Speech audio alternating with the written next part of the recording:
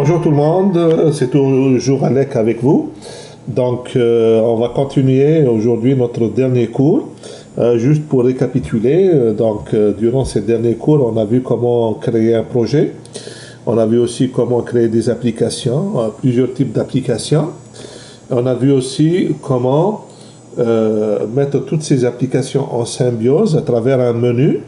Et lors de la dernière séance, on a vu comment créer l'aspect sécurité. Alors juste pour se remettre un petit peu dans le bain, c'est-à-dire que notre application principale qui s'appelle app login, donc si j'ouvre cette application et je vais exécuter cette application, alors bien entendu cette application va me demander tout simplement de m'identifier. Donc je vais dire c'est admin par exemple et je clique sur login et automatiquement je suis dans mon menu. Donc ça c'est l'application d'authentification. Et puis là, on a automatiquement notre option de menu qui permet de synchroniser, d'ajouter des utilisateurs, etc. Et là, c'est pour se déconnecter. Alors aujourd'hui, on va voir la dernière chose qui est assez importante, qui est le déploiement. Parce qu'une fois qu'on a créé les différentes applications, l'utilisateur final ne va pas utiliser ScriptCase pour exécuter ces applications. Non. Donc, on va apprendre aujourd'hui comment faire le déploiement. Alors, avant de commencer à faire le déploiement, il faut d'abord décider sur quel serveur on va réaliser le déploiement. Donc, si vous avez un nouveau site à créer, donc vous devrez bien sûr acquérir un nom de domaine. Ce nom de domaine, il va pointer sur un serveur. Et dans ce serveur, vous allez avoir un dossier qui va recevoir les différentes pages web. Alors, dans notre cas, alors je vais vous simplifier les choses bien sûr. J'utilise Webmin pour accéder un petit peu à mon serveur,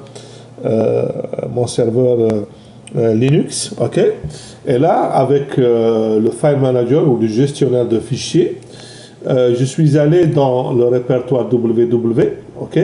À l'intérieur de www, j'ai le répertoire HTML et à l'intérieur, j'ai créé un dossier qui s'appelle rendez-vous. Donc, c'est dans ce dossier-là qu'on va faire le déploiement. Bien sûr, ce dossier-là, il est relié à une adresse, normalement à un nom de domaine. Dans mon cas, puisque je suis en local, je vais juste utiliser l'adresse IP du serveur / le nom du sous-dossier ou du dossier qu'on appelle rendez-vous. Avant de commencer le déploiement, assurez-vous que les droits d'accès au niveau de ce répertoire soient ouverts, au moins dans un premier temps. Après, vous pouvez fermer ça, d'accord? Donc ici, j'ai pris le dossier rendez-vous. Alors, j'ai cliqué ici, et puis j'ai donné toutes les... je vais donner toutes les possibilités. Je vais mettre 0777 pour les personnes qui connaissent Linux, ils savent qu'est-ce que c'est. Voilà. Donc là, tout le monde a le droit d'écrire. Je vais faire ça juste pendant la période de déploiement. Après, bien sûr, il faut fermer ça parce que sinon, ça va être un problème de sécurité. D'accord? Donc là, le dossier est créé. On a donné les autorisations pour permettre d'écrire. Là, maintenant, on revient dans ScriptCase. OK? On revient dans ScriptCase et on va faire notre premier déploiement. Alors, pour cela, on va aller dans Projet. On va aller dans Déployer des applications. Alors, là maintenant, on a deux choix. Soit je vais déployer tout, soit je vais sélectionner juste quelques applications. Alors, la différence entre ces deux, c'est la suivante. Si c'est la première fois, c'est sûr qu'on va tout déployer. Oui, donc on va choisir tous. Par contre, vous allez voir que pendant la période d'exploitation de l'application, ça peut arriver d'apporter des petites modifications ou des améliorations ou des corrections dans certaines applications. Donc, dans ce cas-là, on n'est pas obligé de tout redéployer. On redéploie simplement les applications qu'on a corrigées ou qu'on a améliorées. Alors aujourd'hui, bien sûr, dans un premier temps, on va faire toutes les applications. Donc, on va cocher tous. Enfin, ça aurait été mieux toutes. Bon, je ne sais pas pourquoi c'est écrit tous. Suivant. Donc là, il nous pose la question, est-ce que vous voulez par défaut ou avancer? Alors la différence, c'est que si je choisis avancer, bah, je pourrais enregistrer les éléments de déploiement. On va lui donner un nom de modèle et puis le réutiliser plus tard. D'accord? Donc pour l'instant, on va choisir par défaut.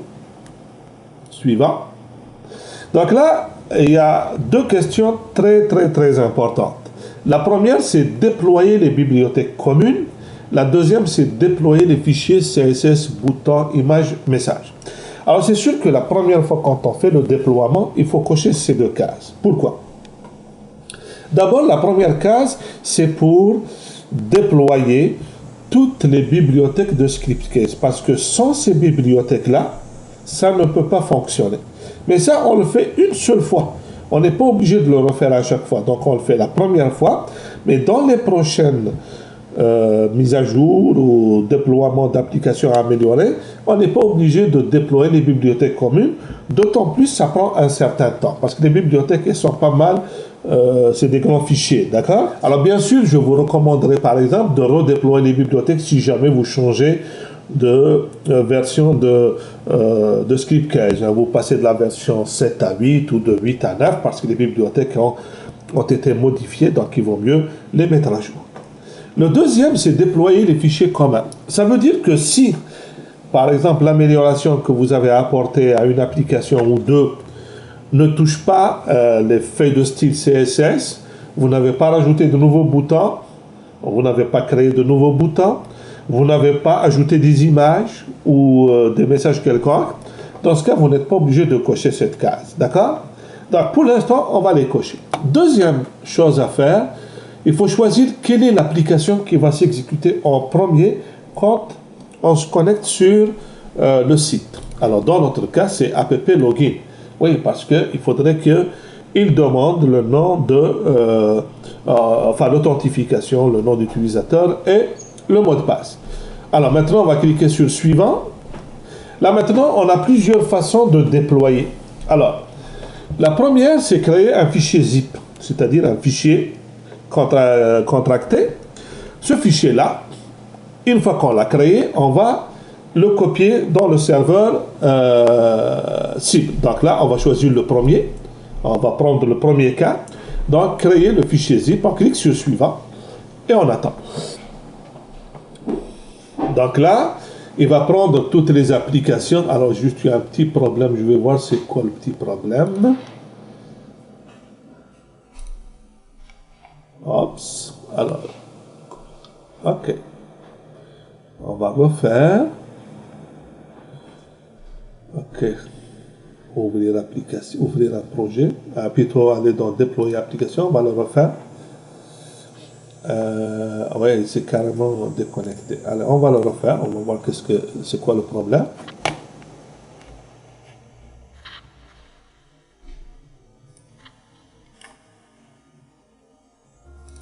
Donc, on va reprendre la procédure de déploiement.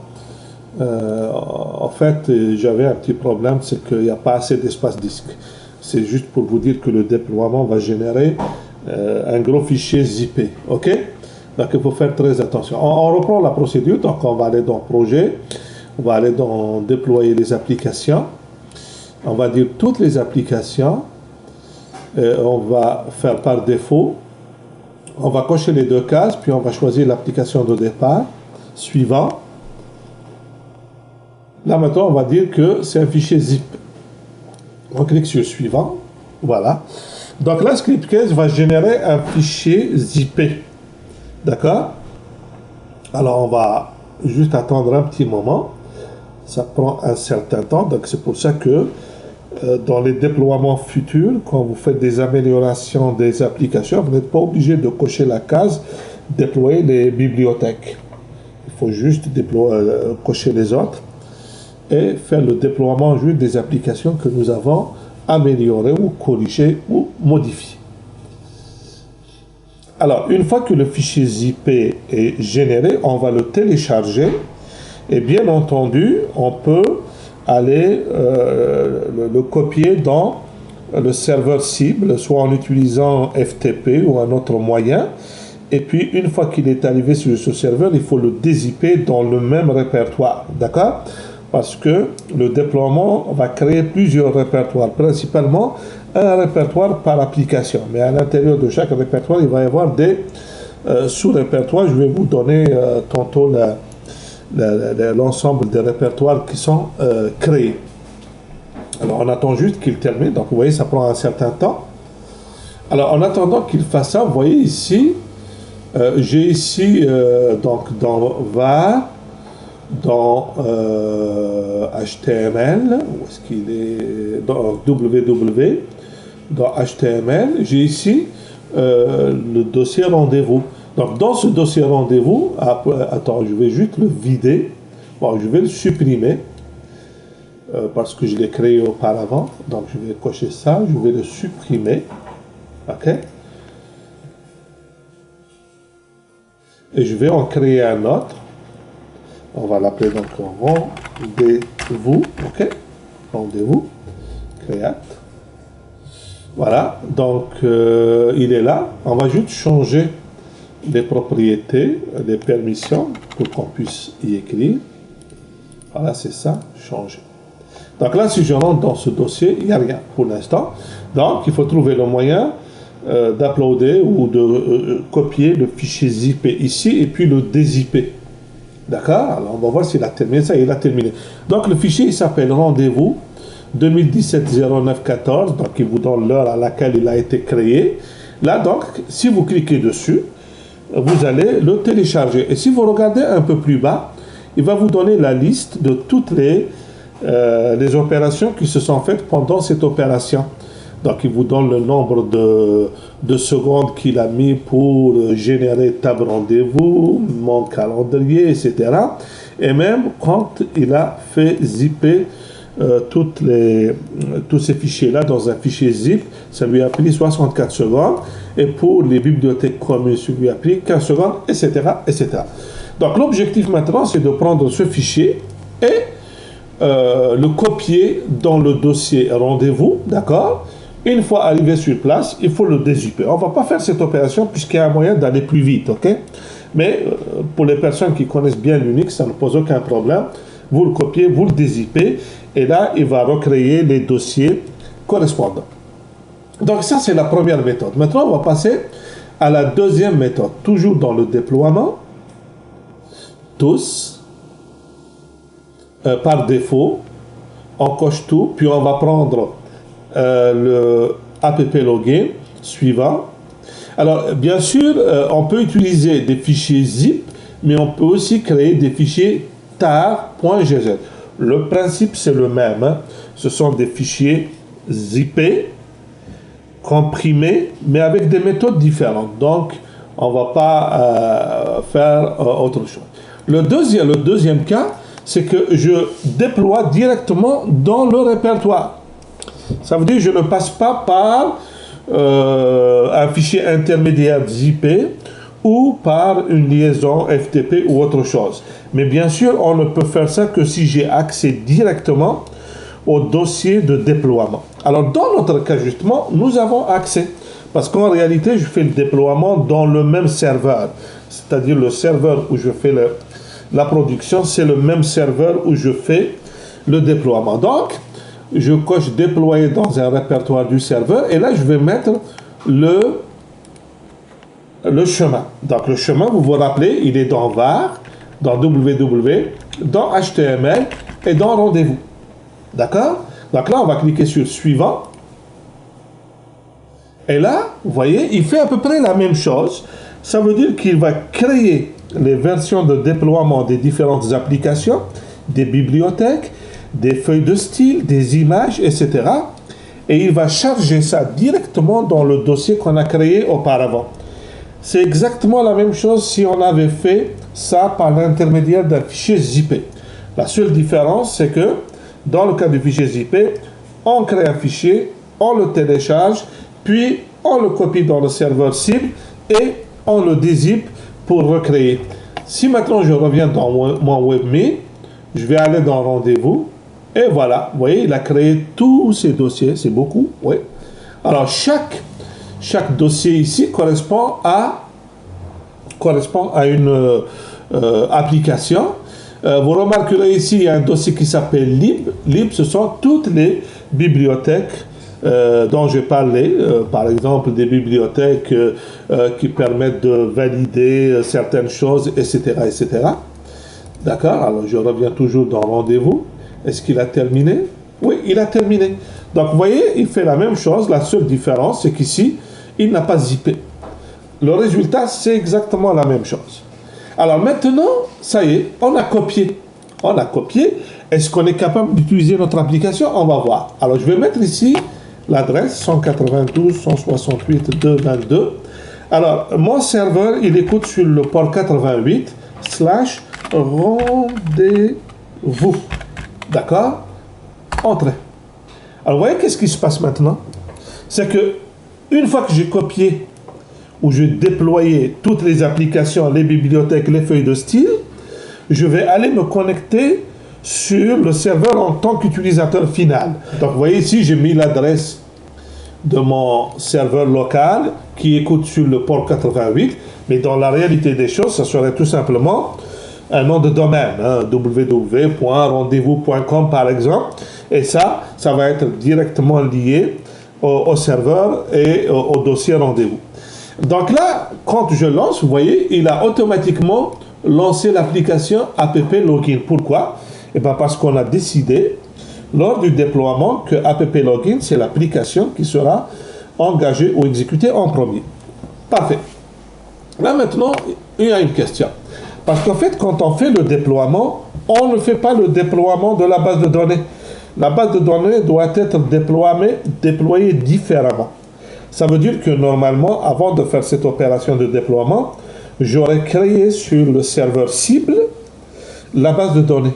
Alors bien sûr, il y a des techniques pour déployer la même base de données que j'ai utilisée dans l'environnement de production, et je vais la déployer, on est plutôt de développement pour la déployer sur production. Alors, il suffit simplement de générer des instructions SQL qui permettent de recréer la base de données dans le serveur cible. D'accord?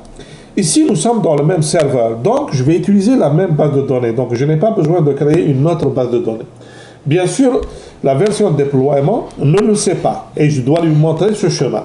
Alors, pour cela, vous voyez, donc, il me dit, j'ai un problème de connexion, il faut créer la connexion. Donc, on va cliquer ici pour créer la connexion. Alors, là maintenant, il va me demander ce qu'on appelle un mot de passe. D'accord? Alors, le mot de passe, moi je l'ai appelé rendez-vous. Ok? Donc, ça c'est le mot de passe. Cliquez sur Login. Vous voyez ici, donc, il me demande de configurer cette connexion. Donc, je clique sur Connexion. Et bien, là maintenant, on va décider c'est quel type de base de données. Il se pourrait que la base de données cible soit différente de la base de données de départ. Ça peut arriver. Mais dans notre cas, c'est exactement la même. Donc, je vais aller dans MySQL. Là, je choisis le type de base de données. Le port, il se pourrait que le port soit différent. Le serveur, c'est localhost, puisque la base de données, elle est dans le même serveur. Ça peut arriver dans certains cas que la base de données soit dans un autre serveur. Donc, on doit spécifier ici soit le nom de domaine du serveur de base de données, soit l'adresse IP. Là, maintenant, on va mettre le nom d'utilisateur, c'est Alec. Le mot de passe, c'est la même chose. Et là, si je clique ici, ben, j'ai accès automatiquement à toutes les bases de données dans mon serveur. Et je vais bien sûr pointer sur la base de données rendez-vous. Donc là, le projet qui est dans le développement pointe sur la même base de données que le projet déployé. Mais dans la réalité, ça ne peut pas être la même chose, parce que sinon les données seront un peu mélangées. Il reste une dernière chose à faire, on va tester la connexion. La connexion, elle est bonne. Et il y a encore une autre chose à vérifier, on va aller dans Avancer. Et là, c'est très important de vérifier l'encodage du client. Oui, parce que l'histoire des accents, des fois, ça peut poser des petits problèmes quand on travaille en anglais et en français. Donc, il vaut mieux choisir ici UTF-8. Ça, c'est pour régler ce problème. Là, je sauvegarde. Vous voyez? Donc là, si je reviens juste ici, Edit Connection, là, je vais voir que j'ai ici mes connexions. Là, je fais un logout. D'accord? Alors, là, maintenant, je change ici, je me remets. Donc, j'enlève ça. Je remets juste l'adresse URL, l'adresse IP 2.88 / rendez-vous. Entrée. Ah, il y a un petit problème. On va le refaire. Rendez-vous. Rendez-vous. On va vérifier. Ah oui. Ah, c'est de ma faute. On va refaire script case. Parce que le mot de passe par défaut, c'est script case. OK? Vous voyez ici, c'est écrit là. OK. Là, maintenant, je donne un autre mot de passe pour l'utilisation future. Alors, je répète juste cette séquence. Parce qu'en fait, ce qu'on a fait avant, c'était avant il y avait un petit problème de synchronisation. Bref, parce que normalement, quand on fait le premier déploiement, le mot de passe par défaut, c'est script case. Une fois qu'on a saisi script case, le système nous demande de créer un nouveau mot de passe. Donc ici, j'ai tapé rendez-vous, j'ai confirmé rendez-vous, update. Vous voyez, donc tantôt, je me suis trompé carrément. Alors, on va le refaire, c'est pas grave. Et là, on va choisir la base de données rendez-vous. D'accord? On va mettre ici UTF-8. Je sauvegarde. Je veux juste être sûr qu'elle est là. Parfait. Je fais un logout. Là, maintenant, je vais juste aller dans l'URL ici. Je vais mettre rendez-vous. Ah. Eh oui. Je sais pourquoi. Attendez. Je vais le refaire. Rendez-vous. Script case. Alors, je reviens ici. Je sais pourquoi. Parce qu'en fait, il faut donner la permission d'écrire dans le dossier rendez-vous. Parce que vous voyez ici, vous voyez 0755. Ok, donc ce que je vais faire, c'est que je vais remonter ici. Je vais aller dans rendez-vous. Je vais aller dans autorisation. Je vais mettre 777. Ok. Je viens ici, je mets récursif. Change. Ok. Là, maintenant, je reviens, pas celui-là, je reviens ici. Où est-ce que j'étais? Bon, alors on va le reprendre depuis le début. Voilà. OK. C'est juste des autorisations qui sont mal. OK. Là, maintenant, je vais donner un autre rendez-vous. Rendez-vous. Update. Là, je reprends. Parce qu'en fait, il n'arrivait pas à sauvegarder parce qu'il n'avait pas les autorisations nécessaires. Donc là, je viens de les changer. Et on va tester. Donc là, UTF-8. OK, sauvegarde. Si maintenant je fais Edit, je le vois ici. Tout est correct. Tester, c'est bon. Logout. Là, maintenant, si je prends juste rendez-vous. Et voilà. Donc, vous voyez là maintenant, il a créé la connexion. Et là, ça vous rappelle quelque chose, c'est notre app login. OK? Là maintenant, si je mets ADMIN, je clique sur login. Et là, nous avons notre fameux menu. Et là, je peux faire ce que je veux. L'administrateur, il peut voir ses rendez-vous, etc., etc. Donc, vous voyez comment on a fait un déploiement. Alors, je continue encore dans le déploiement. Je reviens ici, on va dire déployer des applications. Toutes. Suivant. App login toujours. Suivant. Donc là, on a vu ces deux premières. On avait déployé dans un répertoire. Maintenant, on va voir déployer sur le serveur FTP. Alors, je vais juste vous montrer. Puisque je n'ai pas besoin d'un serveur FTP pour me connecter à mon serveur local, on est dans le même serveur, mais juste je vais vous montrer comment faire le déploiement. Alors bien sûr, il faut donner l'adresse IP du serveur FTP ou bien le nom de domaine. Il faut bien sûr donner le nom d'utilisateur, le mot de passe et le dossier de déploiement. Donc c'est très très simple. Et vous cliquez sur suivant et la procédure va se faire exactement de la même manière. Toutes les données, toutes les applications seront déployées sur ce serveur. Si vous utilisez SFTP, c'est exactement la même chose. Alors, SFTP, c'est la même chose, c'est FTP, mais sécurisé en utilisant le canal SSH. Donc, de la même façon, vous devrez donner le nom de domaine du serveur FTP, le nom d'utilisateur et le mot de passe et le chemin de déploiement. Donc, c'est à peu près la même chose, d'accord? Vous avez les 3 ou les 4 méthodes de déploiement. Alors, maintenant, on va faire un exemple si je fais une petite modification. Regardez par exemple ici, vous voyez, par exemple, client, personnel, admin. On va changer, on va dire, ah tiens, admin, non, on va mettre administrateur. On a fait une erreur, on va corriger. Au lieu de admin, on va mettre administrateur. Donc je reviens ici, je vais aller chercher l'application menu. Ok, on va chercher l'application menu. Alors je vais la retrouver, elle est là. Ok. Puis je vais aller dans les éléments. Vous voyez ici, j'ai quelque part admin. C'est ça. Alors, administrateur. Vous voyez? Administrateur. Administrateur. OK. Tout simplement. Je vais générer l'application. D'accord? Ça y est, c'est généré. Maintenant, j'ai deux choix. Pour déployer cette modification, soit je passe par projet, déployer, sélectionner une application, suivant. Puis je vais chercher dans ma liste ici, vous voyez, là il me donne toutes les applications. Alors là j'ai le choix soit de les afficher par type ou par dossier. C'est un choix pour faciliter la recherche. Donc si je mets par dossier, je vais chercher menu, je sélectionne menu, puis je fais suivant. La suite c'est exactement la même chose que ce qu'on vient de faire. Mais il se pourrait que j'utilise une autre technique. D'accord? Alors l'autre technique c'est que je reviens toujours dans mon application menu.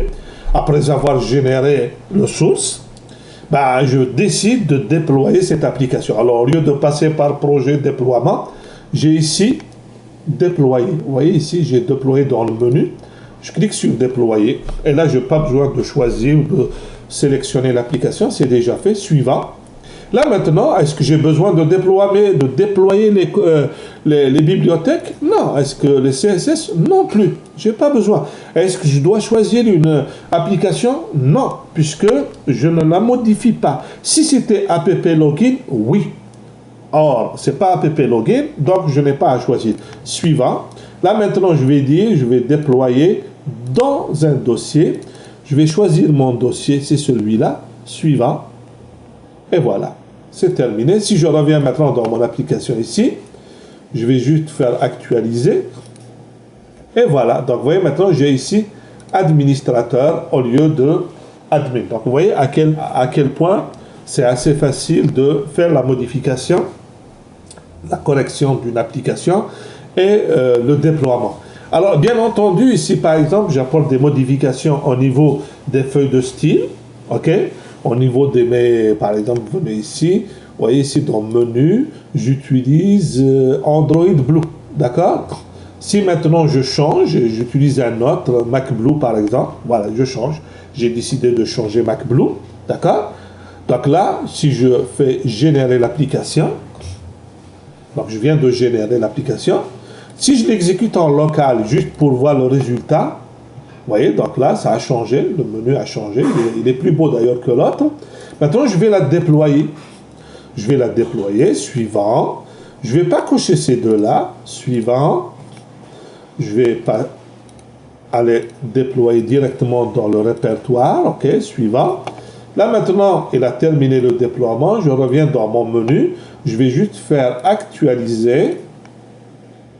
Et voilà, vous voyez, donc, il a fait la modification. Alors, bien sûr, ici, il faut faire attention parce que le déploiement, quand on a fait le déploiement, il a déployé, si je reviens dans mon projet, propriété du projet, vous voyez, dans les thèmes, vous voyez ici, le thème que j'ai choisi, lequel déjà, j'ai oublié lequel, il est déployé puisqu'il est inclus là-dedans, ok? Par contre, si je choisis un autre, je suis obligé de rajouter le CSS, d'accord? Alors, on va faire une dernière chose. Imaginez maintenant que je vais prendre administrateur et je vais rajouter, dans l'icône, je vais rajouter une image. Ok, je vais prendre une image quelconque, ok? Alors, je vais cliquer là, je vais aller projet, et je vais utiliser une nouvelle image que je vais aller chercher à partir de mon fichier, à partir de mes dossiers. Donc là, je vais chercher, je sais pas moi, attends, je vais afficher les images pour que je choisisse la bonne. On va prendre, tiens, on va prendre celle-là, le symbole de Linux. Et là, je vais choisir, sélectionner. Là, maintenant, si j'exécute mon application,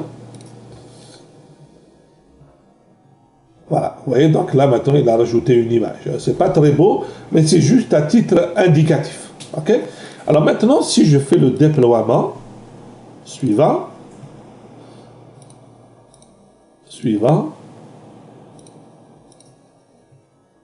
déployer, je vais prendre mon chemin, ok, parfait, suivant, ça y est, il a déployé, je reviens ici, maintenant je fais actualiser.